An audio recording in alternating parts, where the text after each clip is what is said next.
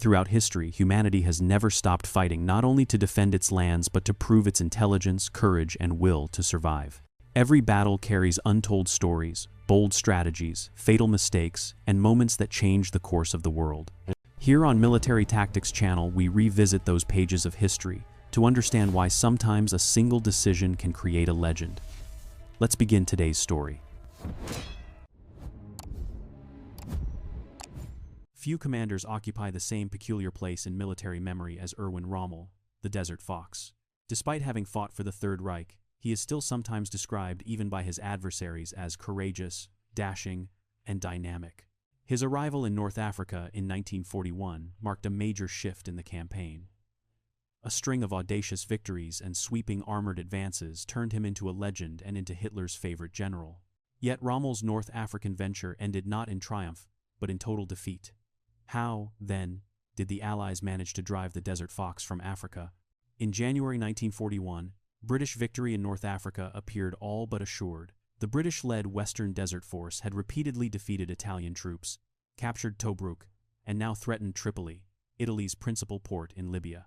Mussolini's North African Empire was in ruins, and in desperation he turned to Adolf Hitler for help. Hitler regarded North Africa as a secondary theater, but a complete Italian collapse risked undermining the entire Axis partnership. He therefore agreed to intervene and, on January 11, issued Directive No.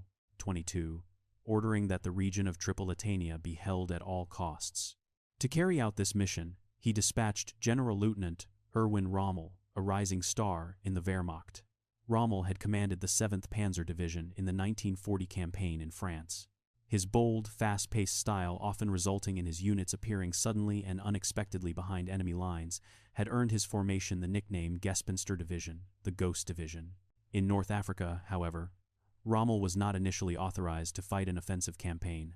The Afrika Korps was formally subordinated to Italian command and designated as a Sperrverband, a blocking force whose role was to prevent further British advances, not drive them back. The Oberkommando der Wehrmacht explicitly forbade any operations beyond reconnaissance.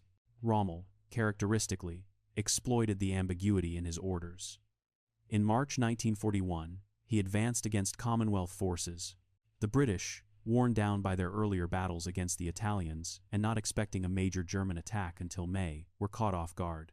Though heavily outnumbered, Rommel maneuvered around the static defenses of the British 8th Army, spreading confusion and panic. Attempts to re-establish a coherent line failed, and the British withdrew from Cyrenaica in disarray. Only Tobruk, defended by Australian infantry, continued to hold out. British attempts to relieve the garrison in May and June came to nothing. By then Rommel had reached the end of his supply lines and turned the operation into a siege. His superior, General Franz Halder, forbade any further advance. Rommel's disobedience irritated his superiors, but it delighted Hitler. The Führer promoted him and gave him command of the newly formed Panzergruppe Afrika, which placed both the German Afrika Korps and the Italian XX Corps under his authority. This also tightened the direct relationship between Rommel and Hitler, and Rommel rapidly became the Führer's favored commander. Yet soon the focus of the war shifted elsewhere. On the 22nd of June 1941, Germany invaded the Soviet Union. While Hitler insisted that the Libyan campaign continue after the launch of Operation Barbarossa, the Eastern Front became the central concern of German strategy. On the British side, General Sir Claude Auchinleck assumed command in the Middle East.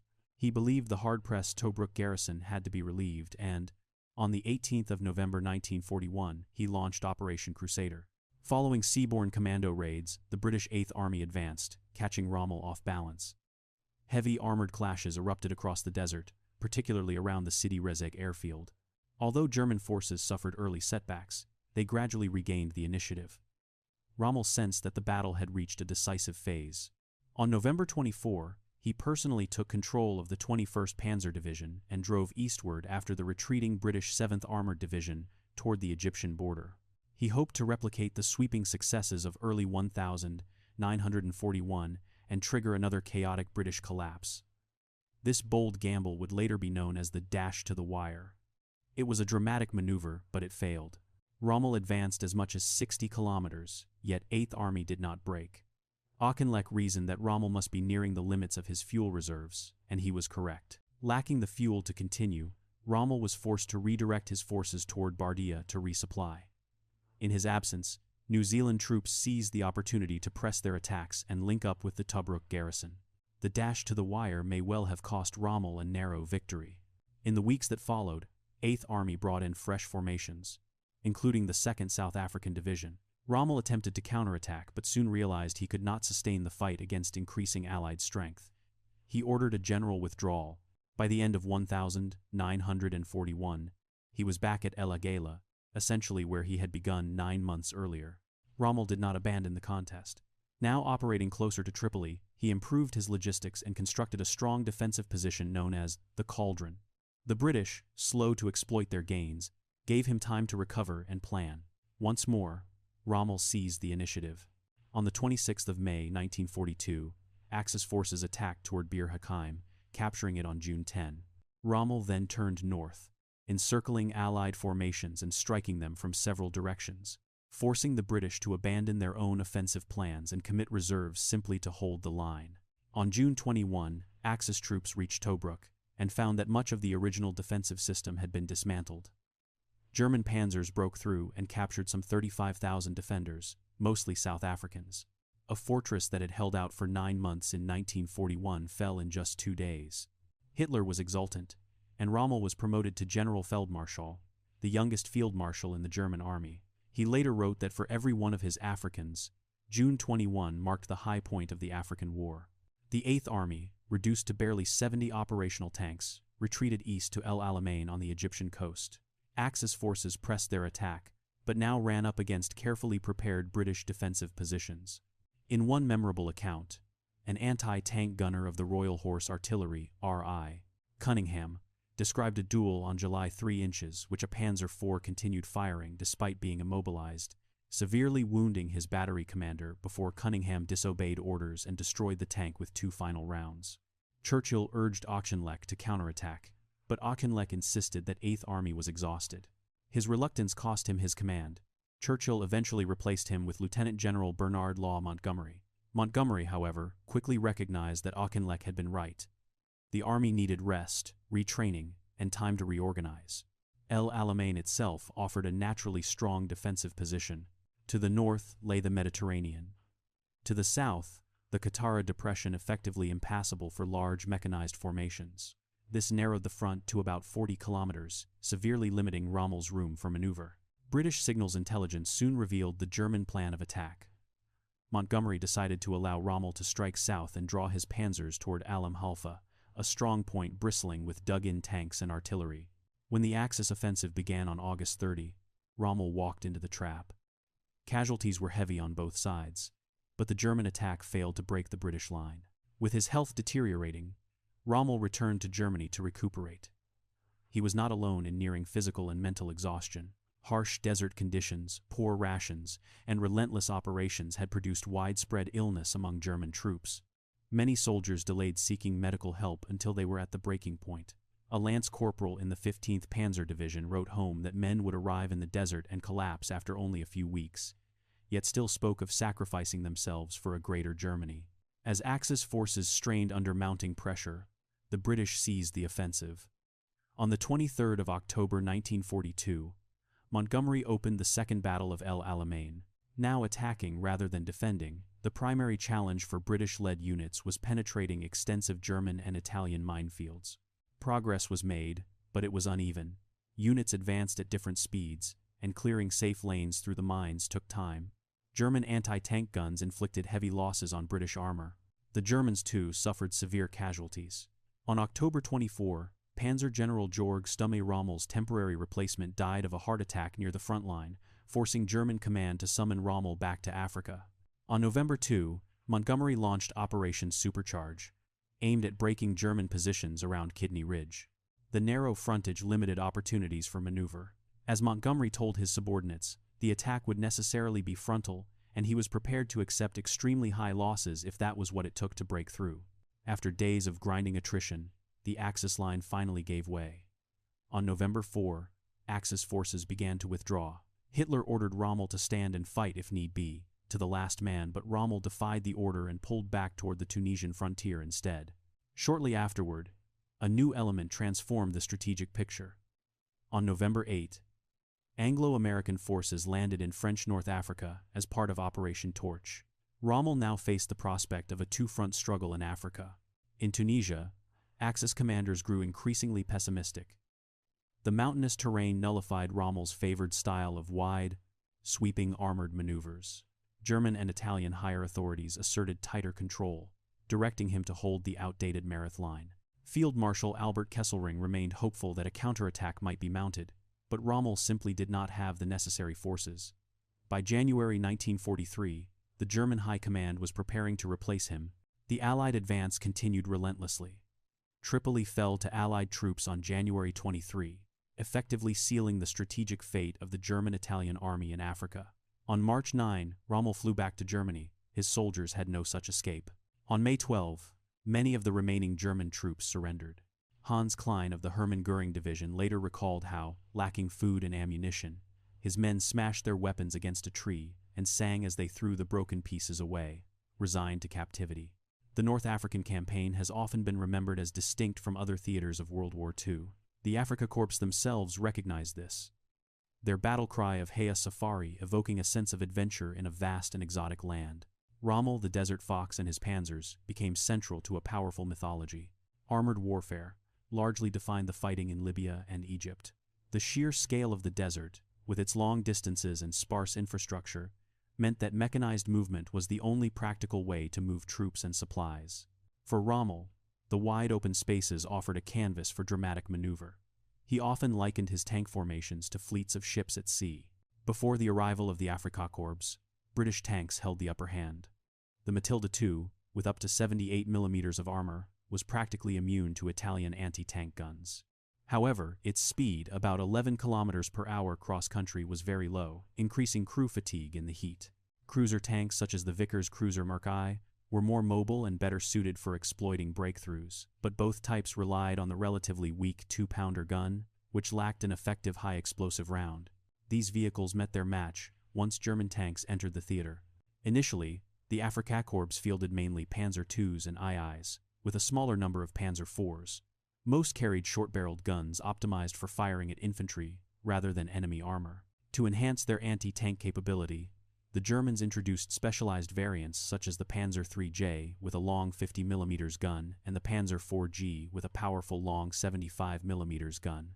To counter this, British-led forces increasingly relied on American-built tanks, first the M3 Grant, then the M4 Sherman. Both were armed with 75 mm guns capable of firing a variety of ammunition, making them more effective against enemy armor than earlier British designs.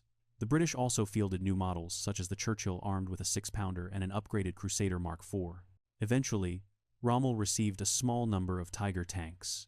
With armor up to 120 mm thick and a powerful 88 mm gun, the Tiger combined excellent firepower with acceptable cross-country performance for such a heavy vehicle. One Tiger reportedly destroyed a Sherman at a range of 2,700 meters. The tank's presence also boosted German morale, as officers emphasized the need to deploy purebred Tiger units in combat. In practice, however, the Tiger's impact in North Africa was minor. By the time these heavy tanks arrived, the fighting had shifted largely to the mountainous terrain of Tunisia, where engagement ranges were shorter and movement more difficult. Tigers struggled especially in the mud of the rainy season. Their enormous fuel consumption, up to 10 liters per kilometer, even more in desert conditions, only exacerbated Rommel's logistical problems. Some historians argue that German technical superiority in North Africa was limited and that tactics mattered more than hardware. British Major General Donald Bateman, commander of the Middle East Training Center, noted that German troops had greater confidence in their equipment than their Italian allies, who sometimes openly disparaged their own tanks. While British tanks often operated in relatively isolated units, engaging enemy armor head-on, Rommel favored combined arms boxes, self-contained battle groups, typically composed of a panzer battalion, artillery, engineers, and support elements. When attacked, the box would halt, tanks would move to the flanks, anti-tank guns would halt the enemy's advance, and the panzers would maneuver around to strike from the sides and rear. British doctrine recommended a 3-to-1 numerical advantage to counter such tactics. Over time, the British adapted. By El Alamein, they had improved coordination between infantry and armor and shifted much of the anti-tank burden onto artillery. New 6-pounder guns were powerful and easy to conceal, and even the 25-pounder field howitzer was used in a direct-fire anti-tank role. The Germans, for their part, relied heavily on guns such as the Flak 88. In the clear, open desert, the 88 was extremely effective at long range, but its height made concealment difficult. By 1943, the British enjoyed a clear artillery advantage, reportedly firing 30 shells for every one German round, a disparity duly noted by German soldiers. Despite the early advantages of German training, tactics, and morale, the Axis ultimately lost the North African campaign. Why? Rommel himself later cited 4 main factors: insufficient supplies, unrelenting Allied air attacks, poor Italian performance, and the overwhelming numerical superiority of the British Eighth Army. Each of these claims contains an element of truth, but they also require nuance. Logistics were unquestionably critical. Rommel's army was the only major Axis force that depended almost entirely on maritime supply, and Allied-controlled Malta made the Mediterranean a dangerous route for Axis convoys. The vast distances and limited ports of North Africa meant that local successes often lengthened supply lines, increased fuel consumption, and reduced the capacity for further advances. Meanwhile, a retreating enemy falling back on major ports shortened its own logistical tail. According to some estimates, between January and August 1942, Rommel received only about 40% of the supplies he regarded as necessary. This shortfall prompted his complaint that even the bravest men cannot fight without weapons, that weapons are useless without ammunition, and that in mobile warfare both are worthless without sufficient fuel. Rommel repeatedly demanded additional supplies, and sometimes concluded that professional jealousy in Berlin was blocking his requests. Hitler often made lavish promises, but shipping a division's worth of supplies to Africa could require many times the transport capacity needed to sustain a division on the Eastern Front. By contrast, the British enjoyed a well-developed port at Alexandria and reliable supply routes via the Cape of Good Hope and the Suez Canal. Other research, however, suggests that Rommel overstated his difficulties. Historians, such as Vincent O'Hara and Enrico Cernucci, have argued that, of the roughly 2.67 million tons of supplies destined for North Africa, about 2.24 million actually arrived, and that for more than half of the 17-month campaign, Rommel received approximately 90% of his allocated supplies. Yet, even 90% of a minimum can be inadequate, and supplies landing at North African ports did not automatically reach the front. A chronic shortage of trucks and fuel meant that large quantities could remain stuck far from the battlefield. Rommel often blamed the Italians for his troubles, arguing that weak Italian combat performance placed extra strain on German units and that Italian logistical efforts were half-hearted. Yet Italian divisions, including colonial units raised in Libya, made up a substantial part of his army, and their contribution to his successes cannot be dismissed. Some analysts have suggested that Rommel's major 1,941 victories were possible in part because earlier Italian operations had already weakened the British Eighth Army. Italian signals intelligence also played a vital role in guiding convoys through the Mediterranean. Later, Rommel expressed more sympathy for his Italian comrades, especially after the destruction of the Ariete Division, praising their efforts despite inadequate equipment. On the Allied side, similar problems existed. Eighth Army was a multinational force, composed of British, Australian, New Zealand, Indian, South African, Greek, Free, French, and Senussi units. Early British command structures were plagued by personality clashes and different military cultures. Multinational coordination issues were thus by no means unique to Rommel. Air power was another decisive factor. In his early campaigns, Rommel could count on strong Luftwaffe support against a relatively small British Desert Air Force. As the war progressed, however, German air resources were increasingly needed elsewhere, particularly over the Eastern Front and in the bombing of Malta. Meanwhile, the Desert Air Force focused almost exclusively on supporting Eighth Army. By August 1942, the Royal Air Force had secured air superiority over North Africa, enabling heavier bombing and constant attacks on Axis supply lines and forward positions. Then there was Rommel's own leadership. His daring improvisational style brought him fame and admiration, even from his enemies. When Auchinleck took command of British forces, he warned his officers that Rommel was in danger of becoming a kind of magician or bogeyman in the minds of British troops, and insisted they dispel the idea that Rommel was anything more than a capable German general. Rommel's preference for leading from the front, his flair for rapid, sweeping maneuvers, and his ability to exploit enemy errors led to important early victories, especially when his opponents were exhausted and unprepared. But over time, as British commanders learned from their mistakes and rebuilt their forces, the returns on such tactics diminished. Montgomery was particularly cautious. By 1942, he also had access to ultra-intelligence derived from broken German codes, which allowed him to anticipate many of Rommel's moves and made surprise attacks extremely difficult. Moreover, Rommel's approach was best suited to shorter campaigns with clear, attainable strategic objectives close at hand, something North Africa did not offer. Alexandria was perhaps the only truly decisive target, and its capture was always uncertain. As the fighting turned into a war of attrition, logistics, command cohesion, and industrial capacity became more important than tactical brilliance. Some German officers criticized Rommel for continuing to command at army level, as though he were still leading a division, taking personal control of forward units and, in doing so, neglecting the broader operational picture. During the dash to the wire, for example, he was reportedly out of touch with other parts of his army for days. Rommel's defeat in North Africa cannot be understood without considering the theater's broader strategic significance. For Hitler and the German High Command, North Africa was never the main front. Rommel's initial mission had been purely defensive, to prevent Italian collapse, not to conquer Egypt or the Middle East. As the campaign unfolded, Rommel had to compete constantly for scarce resources. Although Hitler occasionally promised substantial reinforcements, other senior leaders such as Kesselring and Halder often restrained Rommel, seeing the Eastern Front as far more important. Some of Rommel's supporters later suggested that jealousy and bureaucratic obstruction in Berlin had hobbled a gifted commander. Others argue that his superiors simply had a clearer view of the war's overall priorities. A few German planners tried to retrofit a grand strategic logic onto the North African campaign through ambitious schemes such as Plan Orient, which envisioned an advance through the Middle East, a link-up with Japanese forces, the seizure of vital oil fields, and the severing of key supply routes to the Soviet Union.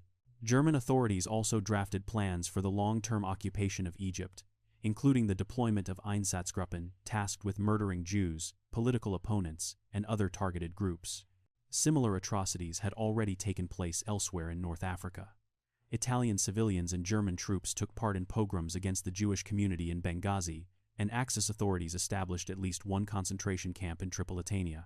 Italian officials later expelled many Tunisian Jews, especially after German troops arrived.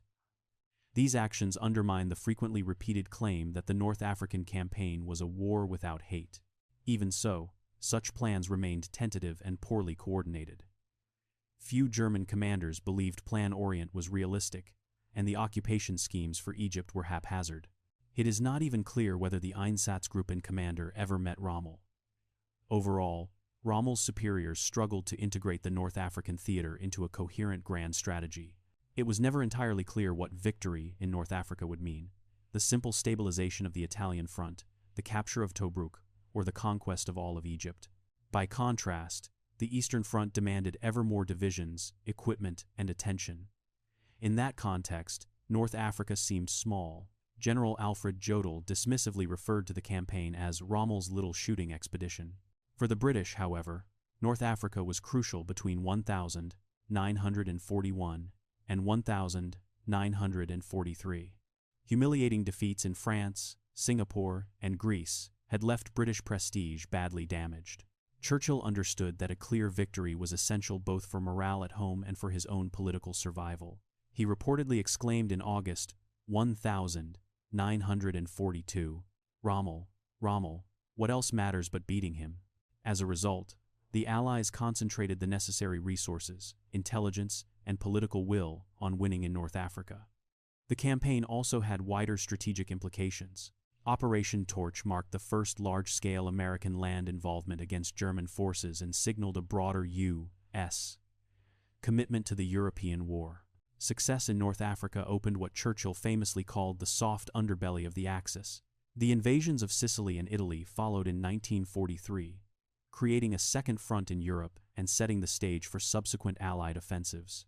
From the landings in Italy, Normandy, and southern France to Operation Bagration and the Soviet advance toward the Oder, the path from the deserts of Libya and Egypt to the heart of Germany was long and bloody. By early 1945, Allied forces in the West were preparing for the Battle of the Rhineland, while the Red Army readied its assault on Berlin. In this broader narrative, Rommel's defeat in North Africa marked one of the first clear turning points, a moment when it became evident that Hitler's empire could be beaten and that its eventual downfall was only a matter of time, effort, and sacrifice. Every story in history teaches us valuable lessons about strategy, courage, and the strength of the human spirit. Thanks for exploring today's story with us. Share your thoughts in the comments below. We'd love to hear your perspective. If you enjoyed this video, don't forget to like, subscribe, and turn on the notification bell to discover more fascinating historical stories with us. See you in the next episode, where strategy and intelligence continue to shape history.